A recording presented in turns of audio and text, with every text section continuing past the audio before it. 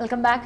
Doctor గారు, టీనేజర్స్లో మనం ఎక్కువగా ఈ సమస్య చూస్తూ ఉంటాం. వాళ్లకు ఈ అల్సర్స్ కానీ ఈ గ్యాస్ట్రిక్ సమస్యకు కారణాలు ఏంటి అంటారు? ఎలాంటి జాగ్రత్తలు తీసుకోవాలి వాళ్ళు? మెయిన్గా టీనేజర్స్లో ఏంటంటే చాలామంది నవడేస్ స్టడీస్ కానీ జాబ్ టెన్షన్స్ ఇలాంటివి ఎక్కువగా అవుతున్నాయి వాళ్ళలో. స్ట్రెస్ వల్ల కూడా ఈ గ్యాస్ట్రిక్ ఫార్మేషన్స్ కావడం జరుగుతుంది. అండ్ మెయిన్గా వాళ్ళ లైఫ్ స్టైల్లో ఏంటంటే ఫుడ్ కూడా టైంకి తీసుకోకపోవడము, అండ్ ఎక్కువగా నవడేస్ ఏంటంటే కాలేజెస్ ఆఫీసెస్లో ఉన్న వాళ్ళు క్యాంటీన్స్లో తినడం కానివ్వండి, లేదు బయట ఫాస్ట్ ఫుడ్స్ నవడేస్ ఏంటంటే బిర్యానీస్, బర్గర్స్, పిజ్జాస్ ఇలాంటి వాటికి ఎక్కువగా అట్రాక్ట్ అవుతున్నారు. సో అలాంటి ఫాస్ట్ ఫుడ్స్ కూడా ఫ్రీక్వెంట్గా తినడం వల్ల వాళ్ళ ఈ స్టమక్ లైనింగ్ ఏదైతే ఉందో చాలా డిస్టర్బ్డ్ అయిపోయి ఈ గ్యాస్ట్రిక్ ప్రాబ్లమ్స్ అని వాళ్ళలో తొందరగా రావడం జరుగుతుంది. సో అలాంటివన్నీ కట్ షార్ట్ చేసి లైక్ ఇంటి నుంచి క్యారేజ్ తీసుకొని ఆఫ్టర్నూన్ కూడా బయట తినకుండా ఇంటి ఫుడ్ ప్రిఫర్ చేయడము, డైలీ ఏదైనా ఒక ఫ్రూట్ తీసుకోవటము, అండ్ డైట్లో కూడా weekly twice or thrice leafy vegetables ఇలాంటివి ఇంక్లూడ్ చేస్తే వాటిని ఖచ్చితంగా తగ్గించుకునే అవకాశం ఉంటుంది. నెక్స్ట్ ప్రెగ్నెంట్ విమెన్స్లో కూడా మనం చూస్తూ ఉంటాము. వాళ్ళు ఎలాంటి కేర్ తీసుకోవాలి? వాళ్ళు ఎక్కువగా గ్యాస్ట్రిక్ సమస్యతో వాళ్ళు బాధపడుతూ ఉంటారు. వాళ్ళు ఎలాంటి జాగ్రత్త తీసుకోవాలంటారు? మెయిన్గా ప్రెగ్నెంట్ ఉమెన్లో ఏంటంటే లైక్ వూమ్లో బేబీ ఉంటుంది కాబట్టి దాని ప్రెషర్ అనేది పైన డయాఫ్రమ్ పైన వాటిపైన ఎక్కువగా పడుతూ ఉంటుంది. సో వాళ్ళలో ఏంటంటే కొద్దిగా తిన్నప్పుడు వాళ్ళలో ఆయాసం రావటము అండ్ ఈ గ్యాస్ట్రిక్గా అంటే కొంచెం తేలుపులు వచ్చినట్టు అవ్వటం ఇలాంటివి అన్నీ రావటం జరుగుతుంది. సో అందుకే ప్రెగ్నెంట్ ఉమెన్లో ఏంటంటే కంప్లీట్గా హెవీ డైట్ ఫుల్గా తినకుండా ఉండమని అడ్వైస్ చేస్తూ ఉంటారు. ఫ్రీక్వెంట్ ఫీడింగ్ అనమాట, లైక్ ఎవ్రీ 1.5 hour కానీ 2 hours ఒకసారి కొద్దిగా తినమని చెప్తూ ఉంటారు.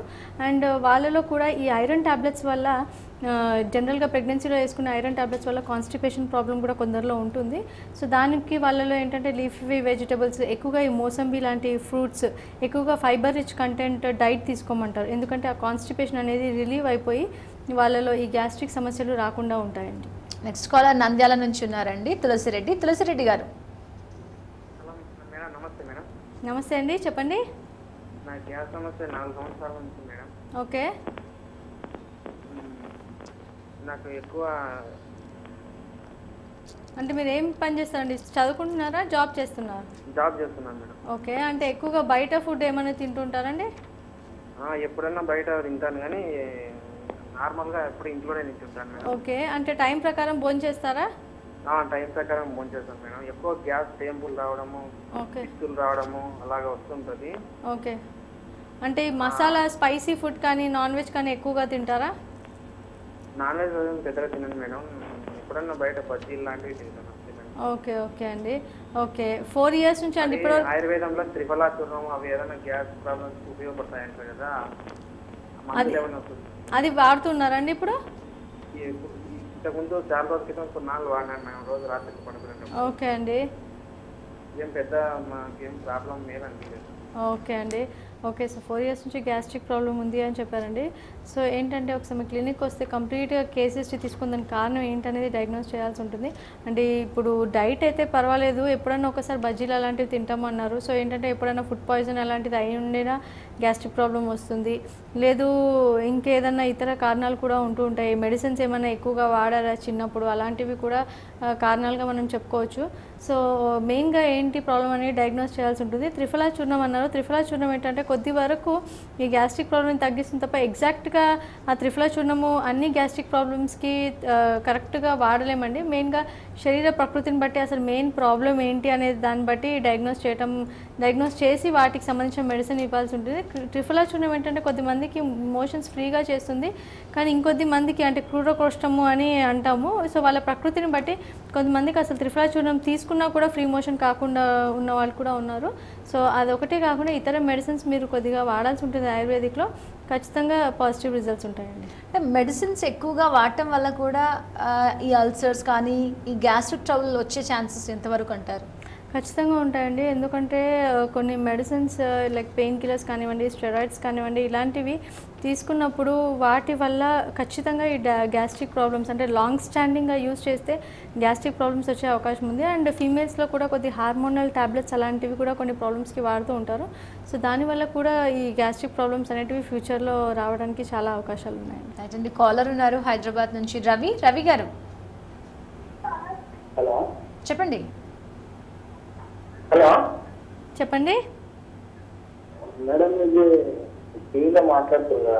అవును, చెప్పండి. హలో చెప్పండి రవి గారు, డాక్టర్ గారు మాట్లాడుతున్నారు. మీ సమస్య ఏంటో చెప్పండి. సార్ మేడం, ఇది నాకు అలర్జీ ఉంది మేడం. ఓకే, చాలా రోజులు తగ్గుతలేదు అసలు. ఏంటండి? Allergy problem, digestion problem. Okay, ఎన్ని రోజుల నుంచి అండి? మేడం నాకు కొద్దిగా అలర్జీ ఉంది మేడం. అలర్జీ అండి? హలో రవి గారు, మీ మాట స్పష్టత లేదు. మేడం నాకు కొద్దిగా అలర్జీ ఉంది మేడం, తగ్గుతలేదు అసలు. ఓకే, అలర్జీ అంటే జలుబా అండి, స్కిన్ ఎలర్జీయా? లేదండి, ఇట్లా నాకు దురదలేదు వస్తుంది మేడం, అసలు తగ్గుతలేదు. ఓకే, అంటే కంప్లీట్ బాడీ అంతా వస్తుందండి? అవును మేడం. ఓకే, ఎన్ని రోజుల నుంచి ఉందండి? ఇది అసలు నేను డాక్టర్ దగ్గర చూసాను మేడం, ఇంజక్షన్లు అవి వాడాను. ఓకే, అసలు తగ్గుతలేదు. టాబ్లెట్ వేస్తే సెట్రిజిన్ టాబ్లెట్ వేస్తే తగ్గుతుంది, ఓకే, మామూలుగానే వస్తుంది. ఓకే అండి. అంటే గోకినప్పుడు ఏదైనా పొట్టులాగా రాలటం అలాంటిది ఏమన్నా ఉందా? లేదు లేదు మేడం, దురద లాంటిది వస్తుంది. ఓకే అండి, ఎంతకాలం నుంచి ఉందండి ఈ ప్రాబ్లమ్? ఇది 1 month నుంచి వస్తుంది మేడం, అసలు తగ్గుతలేదు. ఒక 5 years స్టార్ట్ వచ్చిందే, ఓకే, మళ్ళీ ఇప్పుడు మళ్ళీ స్టార్ట్ అయింది మేడం. అప్పుడు మన ఇక్కడ కర్ణాటకలో ఒక డాక్టర్ ఉండే, దుర్గప్రసాద్ అని. ఓకే, హలో చెప్పండి. డాక్టర్ దుర్గప్రసాద్ అని ఉండే, అతనితో చూపించాను. మళ్ళీ ఒక 1 year దాకా వాడాను టాబ్లెట్, ఓకే, తగ్గింది. ఓకే, ఓకే, మళ్ళీ స్టార్ట్ అవుతుంది తగ్గుతుంది మొత్తం. ఓకే అండి. ఓకే, సో ఏంటంటే స్కిన్ పైన దురదలాగా వస్తుంది అని చెప్తున్నారు. ఇదివరకు 5 years బ్యాక్ వచ్చింది, తగ్గింది, మళ్ళీ వస్తుంది అన్నారు. సో మళ్ళీ రికరెన్స్ రానికి కూడా కారణాలు ఉంటాయండి. అంటే మీరు ప్రజెంట్గా డైట్ ఎలా తీసుకుంటున్నారు అండ్ ఇది వరకు ఎందుకు వచ్చింది, ఇలాంటి కారణాలన్నీ కూడా ఒకసారి పరిగణించాల్సి ఉంటుంది. అండ్ దాంతోపాటు దురద అన్నారు కాబట్టి ఇది మెయిన్గా ఏంటంటే దీనికి పొల్సులాగా కాదు అన్నారు. సో సోరియాసిస్ కాదు, అండ్ లైక్ ఎగ్జిమా లాంటివి అనేక స్కిన్ ప్రాబ్లమ్స్ ఉంటాయండి. ప్రత్యక్షంగా చూస్తే తప్ప అది ఎగ్జాక్ట్ ఏ ప్రాబ్లం అని నిర్ధారించలేము. అండ్ దాంతోపాటు ఏంటంటే ఇది మెయిన్గా పిత్తానికి సంబంధించిన ప్రాబ్లం అండి.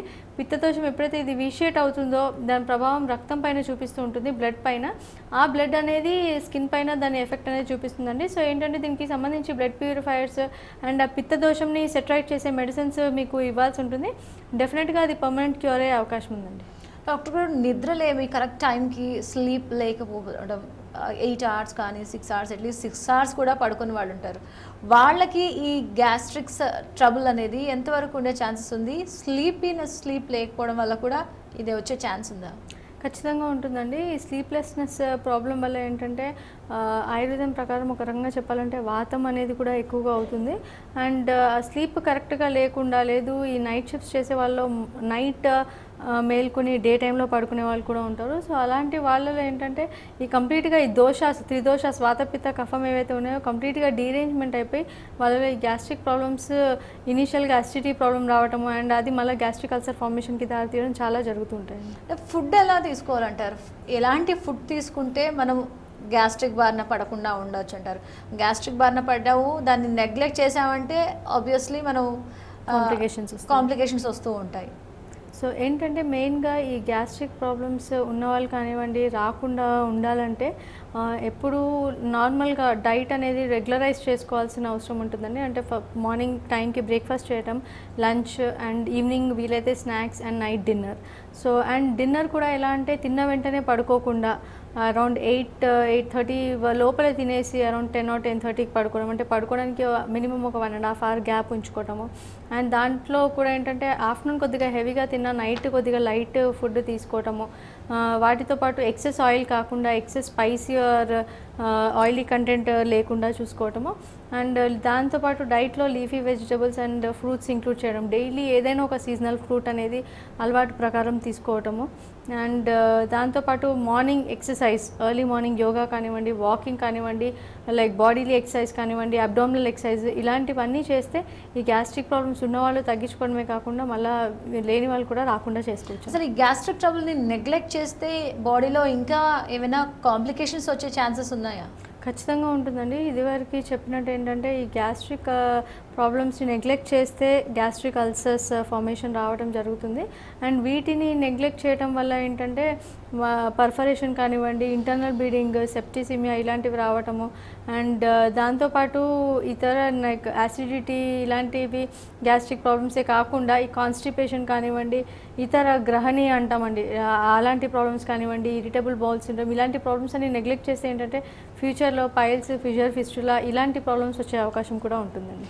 రైట్ అండి, thank you very much for joining with us. Thank you very much. ఇది వాళ్ళ జీవనరేఖ. చూస్తూనే ఉందండి TV1.